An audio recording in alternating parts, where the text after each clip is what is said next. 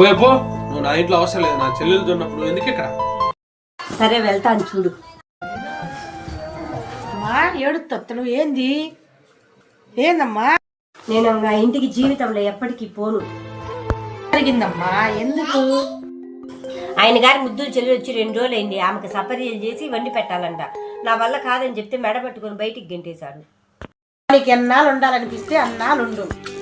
సరే నాకు ఆకలి అవుతుంది, వెళ్ళి అన్నం పెట్టుకోండి. రాపో ఇగమ్మా నీళ్ళు. ఆకలి అవుతుందంటే మంచినీళ్ళు ఇచ్చావేంది? వచ్చిన ఆడపిల్లనే చూడలేకపోతే జీవితాంతం నేను ఎట్ట సాకాలమ్మా? నా పుట్టింటి కోసము ఆస్తుల కోసం రాదమ్మా. 2 రోజులు ఉండి వెళ్ళిపోవాలా. ప్రేమ అభిమానంతో వస్తుంది. చూసి ప్రేమ వచ్చినప్పుడు ప్రేమగా చూసి పంపాల. పొయ్యి లక్షణంగా సంసారం చేసుకొని పిల్లా పాపలని లక్షణంగా ఉండిపో. అదేత్తా, ఆ అమ్మాయికి అలా బుద్ధి చెప్పు. అమ్మా నన్ను క్షమించు, నేను తెలుసుకోలేకపోయా.